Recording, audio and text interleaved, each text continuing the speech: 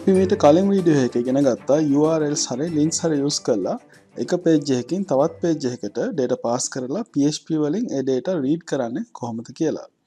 ඔයාලට මතක ඇති අපි URL links හරහා pass වෙන data access කරන්න get super global variable එක use කළා. ඒ වීඩියෝ එක බැලුවේ නැත්නම් මම ඒකේ link එක දාන්නම් මේ වීඩියෝ එකේ description එකේ ඒක click කරලා බලන්න පුළුවන්. අපි මේ වීඩියෝ එකේ බලන්න යන්නේ HTML forms වලින් post method එක use කරලා තවත් page එකකට data pass කරන්නේ කොහොමද ඒ වගේම ඒ data PHP use කරලා read කරන්නේ කොහොමද කියලා. අපි ඉස්සෙල්ලාම basic form එකක් create කරගමු. මම අලුත් file එකක් අරගෙන ඒක save කරගන්න ඉස්සෙල්ලාම login.php කියලා අපි ඒකේ basic HTML form එකක් හදාගමු. මම දාන්නම් title එක login කියලා. එතකොට form tag එක ඇතුලේ එතන මෙතන action කියන attribute ටික අපි දාන්න ඕනේ. මේ form එක submit කරාම ඒ data කොහෙටද pass වෙන්න ඕනේ කියලා. දැන් අපි මෙතන create කරන්න යන්නේ login form එකක් නිසා අපි ඒක process කරමු අලුත් file එකක. මම මේ file එකේ name එක මෙතන දෙන්නම් process login.php කියලා. ඊට පස්සේ මේකේ තව එකක් දාන්න ඕනේ method post කියලා. මොකද අපි use කරන්නේ post method එක නිසා. එතකොට මේ form tags ඇතුලේ අපි ඉස්සරහම දාමු username. ඒකේ අපි input එකක් දාමු. ඒක type එක text. එතකොට ඒකේ name එක දාමු username කියලා.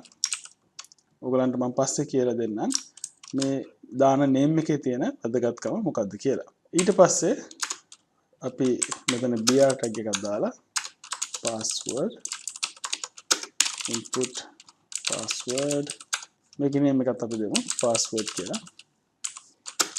br tag එකක් දාලා අපි button එකක් දාමු submit කරන්න. ඒකේ value කියන attribute එක තමයි form එකේ display වෙන්නේ. මම දාන්නම් login කියලා. එතකොට මේකටත් අපි name එකක් දෙමු. name එක දාන්න submit කියලා. දැන් අපි browser එකට ගිහිල්ලා අපි form එක open කරලා බලමු. බලන්න පේනවා මෙතන basic form එකක් දැන් තියෙනවා username password login කියලා button එකත් එක්ක. හරි දැන් මේ login button එක press කරාම අපිට මේකේ login එක process කරන්න ඕනේ. මම කිව්වා අලුත් file එක කියලා. ඒ file එකේ නම අපි දැම්මා process login කියලා. අපි ඉස්සෙල්ලාම අලුත් file එකක් create කරගන්න ඕනේ ඒ නමට. මම ඒක save කරගන්නම් process login.php කියලා. ඊට පස්සේ දැන් අපි form එක submit කරලා බලමු මොකද වෙන්නේ කියලා. මම username දාන්නම් delete password එක password කියලා අපි login press කරමු. දැන් ඔයාලට පේනවා මෙතන process login කියන php file එකට අපි ආවා. එතකොට අපේ login form එක submit කරාම ඒකේ enter කරන data මේ process login php කියන file එකට pass වෙලා ඒකේ තියෙන post කියන super global variable එකේ associative array එකක් හැටියට store වෙනවා. ඒක test කරන්න අපි post super global variable එක print r function එක use කරලා web page එකේ display කරලා බලමු. php tags ඇතුලේ මම දාන්නම් print r function එක. එතකොට මෙන්න මේ විදිහට තමයි post super global variable එක අපි type කරන්නේ. දැන් අපි ආයමත් back ගිහිල්ලා මෙතන password එක type කරලා මම password කියලා දාන්නම්. login කියන එක press කරොත් ඔයාලට පේනවා associative array එකක් create වෙලා තියෙනවා. username කියන key එකට අපි දාපු username එක වෙලා තියෙනවා. මේක මම free tags ඇතුළේ දාන්නම්. එතකොට අපිට තව ටිකක් පැහැදිලිව බලා ගන්න පුළුවන්. මම ආයමත් මේක refresh කරන්න. දැන් ඔයාලට පේනවා මේ create වෙලා තියෙන associative array එක username password කියන keys වලට. එතකොට මේ submit කියන්නේ අපි submit button එකේ දාපු name එක. එතකොට මෙතන අපි type කරපු username එක තියෙනවා. මම type කරපු password එකත් එතන ඇවිල්ලා තියෙනවා. දැන් මේ විදිහට pass වෙච්ච data අපිට variable වලට save කරගන්න පුළුවන්. අපි එහෙම කරලා බලමු. මම pre tags අයින් කරන්න.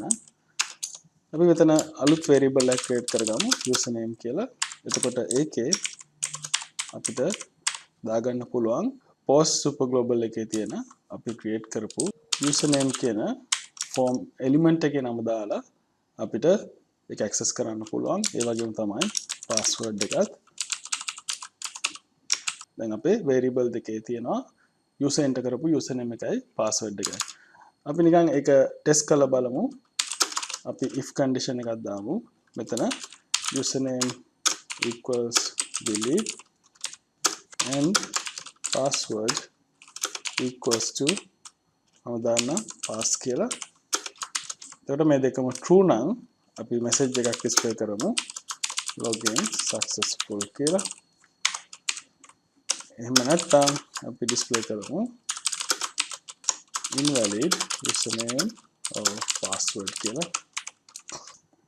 අයමත් අපි form එකට ගිහිල්ලා back ගිහිල්ලා username දීලි මම දාන password pass කියලා. අපි login press කරාම මෙතන එනවා login successful කියලා. අපි වෙන password එකක් දැම්මොත් වැරදි password එකක් login කරොත් මෙතන එනවා invalid username or password කියලා. දැන් මේක බොහොම simple example එකක්. අපිට මෙතන වැඩිම අවශ්‍ය වෙලා තියෙන ඔයගලන්ට මේ post method එක use කරලා කොහොමද data pass කරලා access කරන්නේ කියලා.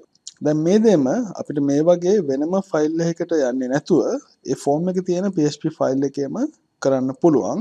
එහෙම කරන එකේ ප්‍රධාන වාසිය තමයි ඒ form එකට අදාළ form processing part එකත් ඒ ෆයිල් එකේම තියෙනවා. ඒ වගේම අපිට බොහොම ලේසියෙන් error messages එහෙම display කරන්න පුළුවන්. ඒ වගේම අපි PHP project එක use කරන files ගන්නත් අඩු වෙන නිසා project එක maintain කරන්නත් ලේසි වෙනවා. දැන් අපි බලමු කොහොමද මොකක් හරි form එකක processing part එකත් ඒ page එකේම කරන්න කියලා. මම මේක ඉස්සරහම copy කරගන්නම්. අපි login form එකට ගිහිල්ලා HTML වලට ඉස්සෙල්ලා මම paste කරගන්නවා අපේ PHP code එක. ඊට පස්සේ මෙතන action කියන එකට දාන්න ඕනේ මෙන්න මේ login page එකේම නම. හරි. දැන් අපි මේක test කරලා බලමු. මම යන්නම් back. ගිහිල්ලා ආයෙමත් page එක අපි refresh කරමු. දැන් මෙතන error එකක් එනවාට පේනවා undefined index username undefined index password කියලා. ඒකට හේතුව තමයි අපි ඉස්සෙල්ලාම form එක load වෙනකොට මෙන්න මේ post කියන super global variable එකට මුකුත් data pass කරලා නැහැ. මොකද හේතුව මේ login button එක press කරාම තමයි data pass වෙන්නේ. හරි. ඒකට කරන්න පුළුවන් දෙයක් තමයි අපිට ඉස්සෙල්ලාම මෙතන PHP code එකේ check කරන්න පුළුවන් user මේ submit කියන button එක press කරලාද කියලා. අපි බලමු ඒක කොහොමද කරන්න කියලා. දැන් ඔයාලට තේරුම් ගන්න පුළුවන් වෙන්නේ නැති අපි මේ input controls වල දාන නම් තමයි මේ super global variable එකේ key එකක් හැටියට යන්නේ. එතකොට මේ username කියන input එකේ දාපු name එක තමයි username. ඒතකොට ඒකම තමයි අපි මෙතනත් use කරන්නේ මේ username කියන input එකට දාපු data access කරන්න. ඒ වගේම password කියන එක අපි මෙතන password කියලා post super global variable එකෙන් access කරනවා. දැන් මෙතන අපි දාලා තියෙනවා මේ button එකට නමක් submit කියලා. අපිට මොකද කරන්න පුළුවන් මේ form එක load වෙනකොට අපිට check කරන්න පුළුවන් user මේ submit කියන button එක press කරලාද කියලා. ඒකට press කරලා නම් මෙන්න මේ processing part එක අපි කරන්න පුළුවන්. press කරලා නැත්නම් අපිට ඒක ignore කරලා මෙන්න මේ form එක display කරන්න පුළුවන්. එතකොට අපි කොහොමද බලන්නේ press කරලාද කියලා? මම මෙතන if condition එකක් දාන්නම්.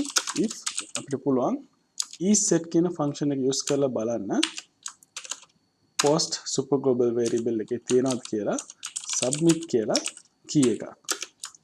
එතකොට එහෙම තියෙනවා නම් අපිට පුළුවන්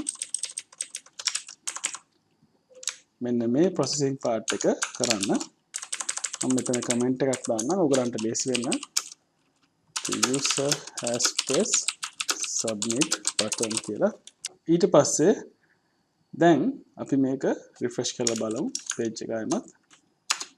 දැන් ඔයගලන්ට පේනවා අපි page එක ආයෙමත් refresh කරාම අර error message එක එන්නේ නැහැ ඉස්සෙල්ලා වගේ. මොකද හේතුව අපි මෙතන check කරනවා මෙන්න මේ submit button එක press කරලාද කියලා.